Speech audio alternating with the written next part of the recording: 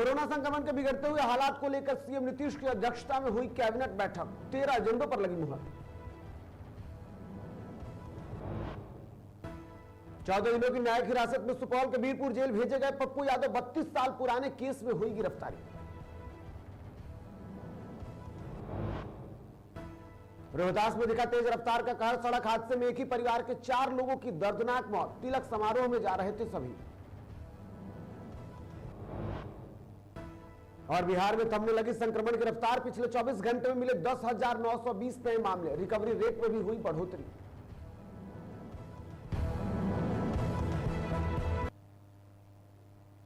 नमस्कार, आप देख रहे हैं डीटीवी भारत और मैं हूं आपके साथ निर्भय किशोर। तो आइए खबरों की शुरुआत करते हैं और सबसे पहले बात बिहार सरकार की। बिहार में कोरोना संक्रमण के बीच बिगड़ते हुए हालत को लेकर अब इसे दुरुस्त करने की तैयारी सरकार ने शुरू कर दी है, जिसको लेकर के सीएम नीतीश की अध्यक्षता में कैबिनेट की बैठक हुई, जिसमें 13 एजेंडों पर मुहर लगी है। इस बैठक में सबसे ज्यादा स्वास्थ्य व्यवस्था जो चरमरा गई है उसको दुरुस्त करने पर जोर दिया गया है। वहीं ग्रामीण इलाकों में चिकित्सकों की कमी को देखते हुए सरकार ने बड़ा निर्णय लिया है, जिसमें नीतीश सरकार ने गांव-गांव में एमबीबीएस डॉक्टरों की तैनाती की बात की है, यानी कि अब गांव में भी स्वास्थ्य व्यवस्था को दुरुस्त किया जाएगा। इसके लिए सरकार ने 2580 पद जो हैं वो सृजित किए हैं। इन डॉक्टरों की बहाली संविदा के आधार पर की जाएगी, सरकार ने ऐसा फैसला लिया है। इसके अलावा कोविड टीकाकरण को लेकर के 1000 करोड़ रुपए जारी किए गए हैं, यानी कि सरकार जो वैक्सीनेशन की प्रक्रिया चल रही है उससे मुफ्त में टीका देने पर भी जोर दे रही है। वहीं इसके साथ साथ गरीबों को मुफ्त अनाज उपलब्ध कराने के लिए 117 करोड़ रुपए की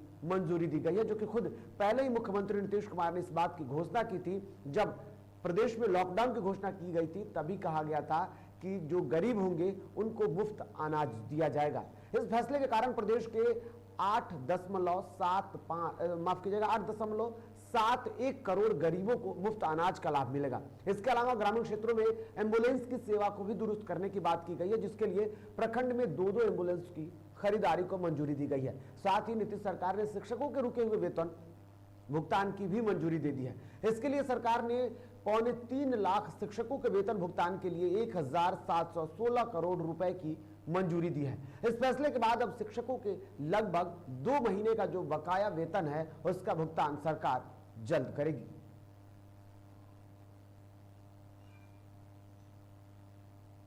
इधर पूर्व सांसद सह जाप प्रमुख पप्पू यादव को मधेपुरा कोर्ट में 32 साल पुराने मामले में पेशी के बाद 14 दिनों की न्यायिक हिरासत में भेज दिया गया है, जिनके प्रभारी न्यायिक दंडाधिकारी ने वीडियो कॉन्फ्रेंसिंग के जरिए मामले की सुनवाई करते हुए पूर्व सांसद को न्यायिक हिरासत में सुपौल जिले के बीरपुर जेल में भेज दिया है। सुनवाई के दौरान पप्पू यादव ने स्वास्थ्य का हवाला देते हुए कहा कि उन्हें जेल ना भेजकर मेडिकल कॉलेज या फिर सदर अस्पताल में ही भेज दिया जाए, जहां डॉक्टर की निगरानी में इलाज जारी रहे। हालांकि कोर्ट ने पप्पू यादव को 14 दिनों की न्यायिक हिरासत में सुपौल भेज दिया है। ऐसे में सबसे बड़ी बात है कि जहां एक तरफ पप्पू यादव जो हैं वो लगातार अपने स्वास्थ्य का हवाला देते रहे। इस दौरान पप्पू यादव ने कई सारे ट्वीट्स भी किए और उस ट्वीट में उन्होंने साफ तौर पर कहा कि कुछ दिनों पहले उनके लंग्स के ऑपरेशन हुए थे, इसके साथ साथ उनके घुटने की भी सर्जरी हुई थी। और जब पटना से उन्हें जब उन्हें पटना से मधेपुरा ले जाया जा रहा था, उस दौरान भी उन्होंने अपने स्वास्थ्य का हवाला देते हुए जो भी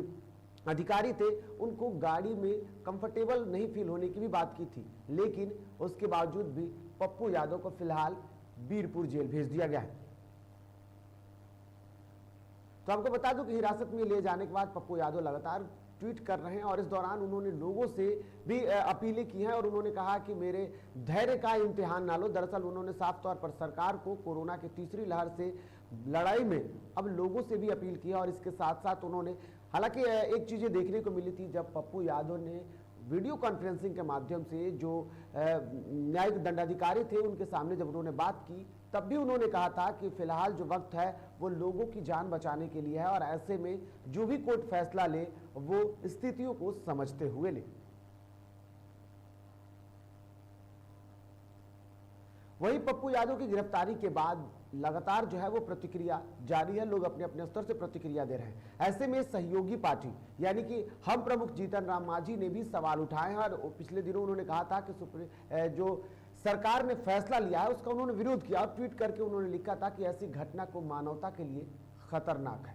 इसके साथ ही हम प्रवक्ता दानिश रिजवान ने भी न्यायिक जांच की बात की थी, तो दूसरी तरफ वीआईपी प्रमुख ने भी साफ तौर पर इस पूरी प्रक्रिया में, हालांकि उन्होंने ये कहा जरूर था कि जो भी अगर नियमों का उल्लंघन या लॉकडाउन का पालन नहीं करना, ये जनप्रतिनिधि होने के नाते पप्पू यादव को ऐसा नहीं करना चाहिए था, लेकिन पूरी कार्रवाई को उन्होंने भी ठीक नहीं बताया था और उन्होंने सही नहीं कहा था।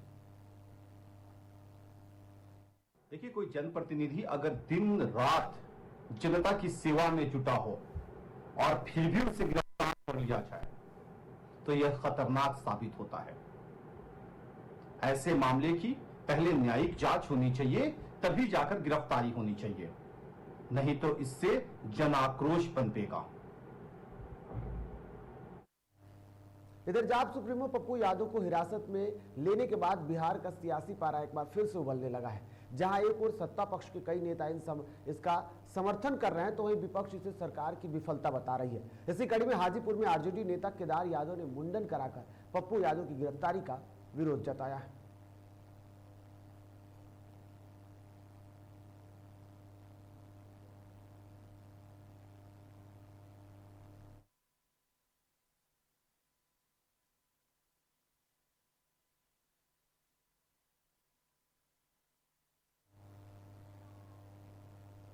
इधर जन अधिकार पार्टी के सुप्रीमो पप्पू यादव को पटना पुलिस के द्वारा गिरफ्तारी किए जाने के विरोध में जाप कार्यकर्ताओं ने लखीसराय और गया में सीएम का पुतला दहन किया। इस दौरान जाप कार्यकर्ताओं ने पप्पू यादव को अविलंब छोड़ने की मांग की। कार्यकर्ताओं ने कहा कि अगर पप्पू यादव को नहीं छोड़ा गया तो जन अधिकार पार्टी के कार्यकर्ता और बिहार के लोग नीतीश कुमार के खिलाफ उग्र प्रदर्शन करेंगे।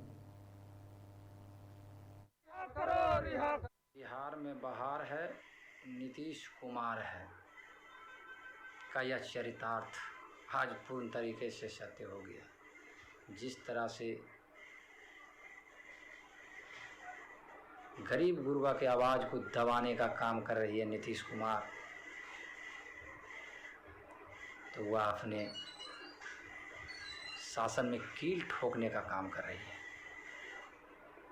जिस तरह से नीतीश कुमार एक चोर सांसद राजीव प्रताप रूढ़ी को इस बिहार की महामारी में सैकड़ों एम्बुलेंस अपने घर में छपा कर रखने के बावजूद नीतीश कुमार बचाने का काम कर रही है, और एक गरीबों की आवाज़, गरीबों के रहनुमा, गरीबों के मददगार जाप सुप्रीमो पप्पू यादव को झूठे मुकदमे में गिरफ्तार करने का। ऐसे में बिहार में जहां एक तरफ से सियासी पारा बढ़ रहा है, तो दूसरी तरफ बिहार में कोरोना संक्रमण की रफ्तार धीमी होने लगी है। प्रदेश में लगातार 90 दिन पॉजिटिव रेट नीचे गिरा है। पिछले दिनों की बात करें तो राज्य सरकार के द्वारा जो आंकड़े जारी किए गए थे, जिसके मुताबिक 1,10,071 लोगों की जांच हुई थी, जिसमें से कुल 10,920 लोग पॉजिटिव पाए गए थे। वहीं 24 घंटे में 72 लोगों की मौत की भी जानकारी दी गई थी। स्वास्थ्य विभाग की रिपोर्ट के अनुसार पटना में कोरोना से सर्वाधिक 1,702 मामले मिले थे। इसके अलावा 9 ऐसे जिले हैं जहां पर 500 से अधिक मामले सामने आए थे, जिसमें से समस्तीपुर में 782, पूर्णिया में 579, बेगूसराय में 511, वैशाली में 493, मुजफ्फरपुर में 452, मधुबनी में 435, पश्चिमी चंपारण में 442, औरंगाबाद में 430, गया में 405 और कोरोना के मामले जो सामने आए थे। और ऐसे में स्थितियां हैं जो अब धीरे धीरे सुधरती हुई नजर आ रही है, जहां ऐसा कह सकते हैं कि जिस तरीके से प्रदेश में कोरोना संक्रमण से बचाव को लेकर के और कोरोना संक्रमण के बढ़ते हुए चेन को तोड़ने के लिए प्रदेश सरकार ने जो लॉकडाउन का फैसला लिया, उसका असर भी दिख रहा है।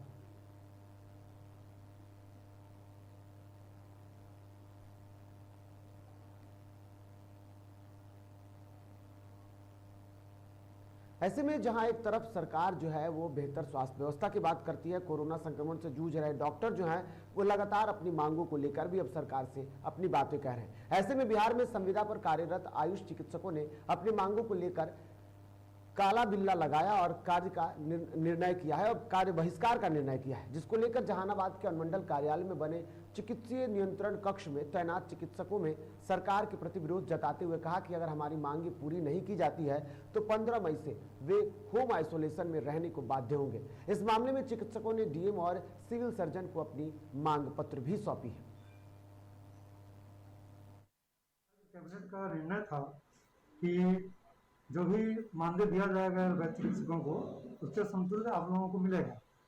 फरवरी 2019 से उन लोगों को 65,000 दिया जा रहा है, लेकिन हम लोगों को अभी तक 44 ही मिल रहा है। दूसरी बात डिमांड ये है कि 3270 आयुष चिकित्सकों की अपॉइंटमेंट की प्रक्रिया चल रही है तकनीकी चयन आयोग में, लेकिन उस प्रक्रिया को बिना वजह विलंब किया जा रहा है, देर लेट किया जा रहा है। तो हम लोग चाहते हैं कि हम लोगों का मानदेय संतुल्य किया जाए और अपॉइंटमेंट के। इधर मुंगेर सदर अस्पताल में कार्यरत पारा मेडिकल कर्मी अपनी नियोजन की मांग को लेकर अनिश्चितकालीन हड़ताल पर चले गए हैं। बता दें कि सदर अस्पताल के आपातकालीन विभाग एवं जीएनएम स्कूल के कोविड सेंटर में कार्यरत पारा मेडिकल कर्मी खुद को संविदा पर नियोजित करने की मांग को लेकर अनिश्चितकालीन हड़ताल पर चले गए हैं और अपने नियोजन की मांग को लेकर जिलाधिकारी को एक ज्ञापन भी सौंपा है। इस मामले में पारा मेडिकल कर्मियों की माने तो इनमें 25 नवंबर 2019 को सिविल सर्जन मुंगेर और 26 मई 2020 को जिलाधिकारी को अपनी मांगों से संबंधित अपने आवेदन दिए थे, लेकिन अब तक उसमें कोई कार्रवाई नहीं दिख रही है, जिसके बाद अब मुंगेर में इनका प्रदर्शन शुरू हो चुका है। जो सारे लड़के जो हैं हम लोग को ही निराशजनक मैंने ये खबर मिला कि आप लोग काम आगे नहीं हो रहा है, जो पैसे दे रहे हैं उसकी काम हो रही है। तो यह जो कोविड-19 जो महामारी है संक्रमण जो अगले साल भी हम लोग काम किए, अगले साल भी आश्वासन मिलते रहा और इस बार तो हम लोग बाय चिट्ठी बाय रोस्टर वो इस बार भी अति महामारी में हम लोग काम कर रहे हैं, जो कि हम लोगों के नाम पर कुछ भी आता भी है, क्या आता है, हम लोग को सुरक्षा तक भी नहीं मिलता है। इधर भागलपुर जिले के ग्लोकल अस्पताल में महिला से छेड़छाड़ मामले में पुलिस ने तत्परता दिखाते हुए आरोपी वार्ड बॉय को गिरफ्तार कर लिया है। बताया जा रहा है कि आरोपी ज्योति कुमार ने अस्पताल में वारदात को अंजाम दिया था। गौरतलब कि इससे पहले ग्लोकल अस्पताल ने कहा था कि उनके यहां ज्योति कुमार नाम का वार्ड बॉय काम करता था, उससे बर्खास्त कर दिया गया है। आपको बता दूं कि डीटीवी भारत की खबर का बड़ा असर हुआ है और जो तस्वीरें आप देख सकते हैं, दरअसल ये पीड़िता है और पीड़िता को खुद डीटीवी भारत ने स्पेशल कार्यक्रम के तहत उनसे पूरे हालातों का जायजा लिया था और खबर को विस्तार से दिखाए जाने के बाद, प्रमुखता से दिखाए जाने के बाद अब प्रशासन की नींद खुली और उन्होंने ग्लोकल अस्पताल में पर भी कार्रवाई की है और खुद एसपी ने घटनास्थल का जायजा किया और जांच के भी आदेश दे दिए हैं। इधर समस्तीपुर के लगुनिया विद्युत उपकेंद्र में अपराधियों ने एक युवक की गोली मारकर हत्या कर दी और शव को झाड़ी में फेंक दिया। बताया जा रहा है कि मोहनपुर पंचायत की मुखिया खुशबू कुमारी के समर्थक रितेश श्रीवास्तव को देर रात हाउस बुला कर ले गया जहां उनकी गोली मारकर हत्या कर दी गई। वहीं घटना की सूचना मिलने के बाद पुलिस ने पावर हाउस के 2 कर्मियों को हिरासत में लेकर मामले की जांच में जुट गई है। तो बिल्कुल आपको बता दूं कि जिस तरीके से लगातार वारदातें बढ़ती जा रही है और ऐसे में जहां एक तरफ कोरोना संक्रमण को लेकर के प्रदेश में लॉकडाउन है, तो दूसरी तरफ घटनाएं जो है वो भी थमने का नाम नहीं ले रही है। और ऐसे में समस्तीपुर में हत्या के बाद एक युवक को झाड़ी में फेंक दिया गया, जो कि मुखिया का समर्थक बताया जाता है। पहले उनको बुलाया जाता है और उसके बाद फिर उन्हें उनकी हत्या करके उसके शव को झाड़ियों में फेंक दिया जाता है। हालांकि अब इस घटना के बाद सूचना पर जो स्थानीय थाना पुलिस है वो मौके पर पहुंची और फिलहाल मामले की जांच कर रही है और वहीं 2 लोगों को फिलहाल हिरासत में लेकर के उनसे पूछताछ भी की जा रही है। आगे और बात अब करेंगे एनएमसीएच अस्पताल के। दरअसल कोरोना महामारी के इस दौर में जहां स्वास्थ्य व्यवस्था पूरी तरीके से चरमरा गई है, वहीं अस्पतालों में दिन रात जान को जोखिम में डालकर डॉक्टर संक्रमित मरीजों का इलाज कर रहे हैं। इसके बावजूद भी स्वास्थ्य विभाग की लापरवाही के कारण डॉक्टर अब दाने दाने को मोहताज हो गए हैं, जिसका नजारा राजधानी पटना के एनएमसीएच अस्पताल में देखने को मिला। यहाँ के सीनियर रेजिडेंट डॉक्टरों को पिछले कई महीनों से वेतन नहीं मिलने के बाद परेशान हो अब पत्रकारों के सामने प्रेस वार्ता कर अपनी बात रखी है। इस दौरान सीनियर रेजिडेंट एसोसिएशन के अध्यक्ष शिखा रौलक ने बताया कि कोरोना महामारी के दौर में भी अपनी ड्यूटी पूरी ईमानदारी के साथ निभा रहे हैं, लेकिन सरकार उन पर ध्यान नहीं दे रही है और ना ही उनका वेतन बढ़ाया जा रहा है और ना ही उनका वेतन मिल रहा है। ऐसे में अब उनके सामने भूखों मरने की स्थिति हो गई है। सरकार से यह मांग है कि हमारी सैलरी को 95,000 से ज़्यादा बढ़ाकर कर दी जाए, क्योंकि हमारे कनिष्ठ पद पे जो पोस्ट ग्रेजुएट स्टूडेंट्स की सैलरी है उनकी सैलरी अभी बढ़ाकर 95,000 पर महीने कर दी गई है। हमारा बहुत वेतन हमें दिया जाए, जिस प्रकार सीनियर रेजिडेंट्स आउटसाइड बिहार उन लोगों का वेतन 1,10,000 से 1,20,000 है, हमारे बारे में भी सोचा जाए, क्योंकि maximum number of deaths Covid वजह से जिन डॉक्टरों की जिस स्टेट में इधर रोहतास जिले के डेहरी प्रखंड के दरिहट में एक वृद्ध महिला के अंतिम संस्कार के दौरान नदी में डूबने से 2 लोगों की मौत हो गई। दरअसल अंतिम संस्कार के बाद में 5 लोग नहाने गए थे। इसी दौरान सभी डूबने लगे, तभी वहां मौजूद लोगों ने नदी में छलांग लगाकर 3 लोगों को सुरक्षित निकाल लिया, जबकि अन्य 2 लोगों को नहीं बचा पाया गया। आपको बता दें कि मृतक की पहचान 12 साल के धनंजय कुमार और विकास कुमार के रूप में की गई है। लाश निकाले तो वो पहले लाश निकला, ये वो जिंदा निकला, ये साफ निकला, लड़का जिंदा निकला, दोनों हॉस्पिटलाइज हो गए। इसमें से सुन रहे हैं कि अभी एक्सपायर कर गया।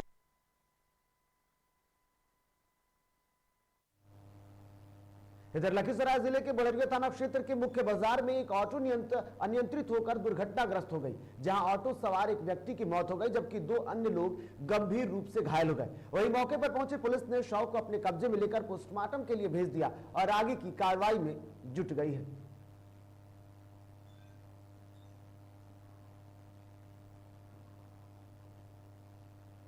मुंगेर के कासिम बाजार थाना क्षेत्र के दोमंटा में मालवाहक वाहन और मोटरसाइकिल के बीच जोरदार टक्कर हो गई, जिसके कारण मोटरसाइकिल सवार युवक की घटनास्थल पर ही मौत हो गई। वहीं मालवाहक वाहन का चालक वाहन छोड़कर फरार हो गया। आपको बता दें कि मृत युवक की पहचान लखीसराय निवासी भीम महतो के रूप में हो गई है। वहीं घटना की सूचना मिलने के बाद पुलिस ने शव को पोस्टमार्टम के लिए भेज दिया है और मामले की छानबीन में जुट गई है। दवाई लेके मुंगेर से जा रहा था अपने घर लौट के भीम महतो। अच्छा, उसके बाद जो है से मलधवा गाड़ी और मोटरसाइकिल श्रीनगर के बीच में इधर डुमंठा के बीच में जो है दोनों में टकराया, बस इसके छका भी आई, उसके बाद धक्का लग के मर गया। अब बात ईद को लेकर के करते हैं। दरअसल मुस्लिम समुदाय के प्रमुख त्योहार ईद को लेकर कटिहार के नगर थाने में जिला प्रशासन की एक महत्वपूर्ण बैठक आयोजन किया गया। इस बैठक में पर्व को लेकर जिले में कोरोना महामारी को ध्यान में रखते हुए अपने घरों में परिजनों के साथ ईद मनाने की अपील की गई। आपको बता दें कि इस बैठक में एसडीओ शंकर शरण ओमी, एसडीपीओ अमरकांत झा सहित कई वरीय अधिकारी भी मौजूद रहे।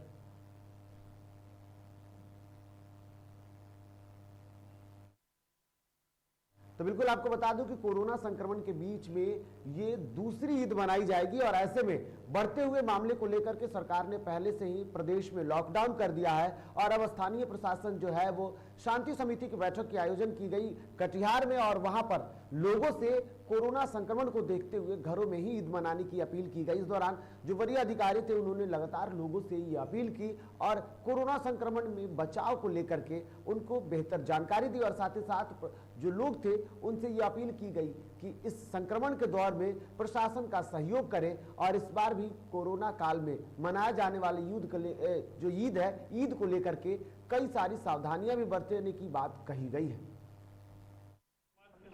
टाउन थाना के कैंपस में एसडीओ साहब हमारे और थाना अध्यक्ष की उपस्थिति में एक शांति समिति की यहाँ बैठक की गई है, क्योंकि आगामी में 13 या 14 तारीख को ईद पर्व है जो मुस्लिम लोग के लिए बहुत ही बड़ा पर्व है। चूँकि लॉकडाउन है तो लॉकडाउन के हिसाब से उनको किसी को ईदगाह में नमाज नहीं पढ़ना है, सबको अपने अपने घर में ही पढ़ना है। समिति की बैठक की है ईद पर्व को लेकर के, जितने भी धार्मिक जो भी थे अल्पसंख्यक समुदाय मुस्लिम समुदाय से उनको बुलाया गया और ये बताया गया कि जो पिछले साल जिस प्रकार से उनके द्वारा ईद पर्व त्यौहार मनाया गया था उसी को फॉलो करें, क्योंकि पिछले बार भी जो है ईद लॉकडाउन के दरमियान ही मनाया गया था। तो साधारण तरीके से ईद मनाने का निर्देश के इधर रोहतास जिले के संझौली थाना क्षेत्र के सिकटी के पास एक भीषण सड़क हादसा हो गया। बताया जा रहा है कि तेज रफ्तार ट्रक ने बाइक पर सवार 4 लोगों को रौंद दिया, जिसके बाद सभी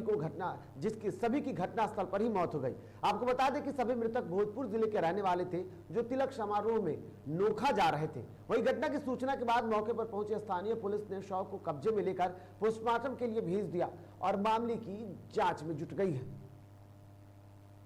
तो आपको बता दें कि रोहतास में बड़ा सड़क हादसा देखने को मिला है और इस दौरान 4 लोगों की घटनास्थल पर ही मौत हो गई है और उसके बाद अब स्थानीय प्रशासन जो है वो घटनास्थल पर पहुंचकर मामले की जांच में जुट गई है।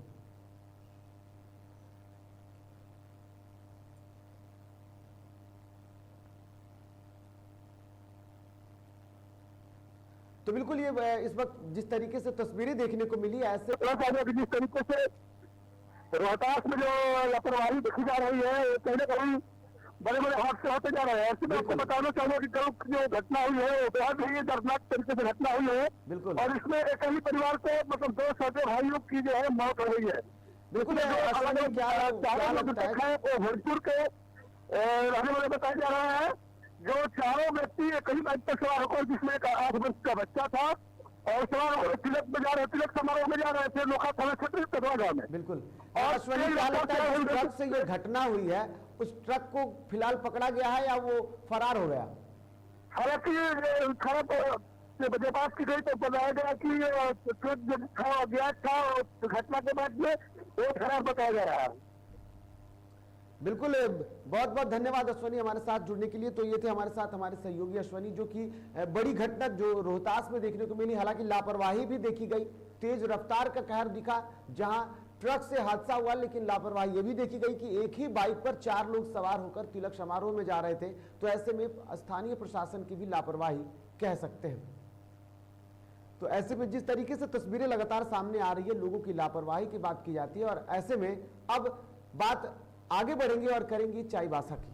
चाईबासा पुलिस को बड़ी सफलता हाथ लगी है। दरअसल पुलिस ने नक्सली संगठन PLFI के सक्रिय सदस्य मंगरा चंपिया को गिरफ्तार कर उसे न्यायिक हिरासत में भेज दिया। आपको बता दें कि PLFI संगठन के एरिया कमांडर मोदी लाउडली गांव के हॉकी खेल मैदान के पास किसी घटना को अंजाम देने के लिए योजना बना रहे थे। इस दौरान पुलिस ने गुप्त सूचना के आधार पर छापेमारी करते हुए धर दबोचा।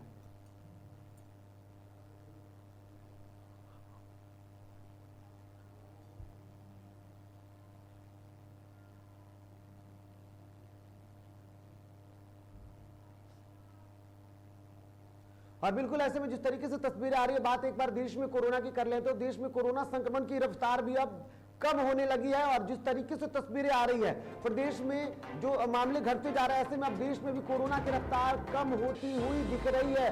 तो आपको बता दूं कि जिस तरीके से मामले बढ़ते जा रहे हैं, इसमें पिछले 24 घंटे में 3,48,421 नए मरीजों की पुष्टि की गई है, जो कि सरकारी आंकड़ों के अनुसार पिछले 24 घंटे में 4,205 लोगों की मौत हुई है। इस संक्रमण के मामले में जो मरीज हैं उनकी मौत हुई है। पिछले 24 घंटे में ठीक हुए मरीजों की संख्या जो रही वो 3,55,338 लोग सुरक्षित होकर कोरोना के इस जंग को जीत करके घर गए हैं। और ऐसे में अब पूरे देश में संक्रमित मरीजों की संख्या 37,04,000 से भी अधिक हो गई है। और देश में कोरोना की रफ्तार जो है वो अब कम होने लगी है। जिस तरीके से लगातार सरकार जो है वो बचाव को लेकर के अपने स्तर से काम कर रही है, स्वास्थ्य व्यवस्था को दुरुस्त करने की बात की गई है, लेकिन जैसे जैसे मामले बढ़ते गए अब लोगों में भी सतर्कता दिखी है। लोग मास्क का प्रयोग कर रहे हैं, इसके साथ साथ टीकाकरण की भी प्रक्रिया काफी तेजी से बढ़ रही है।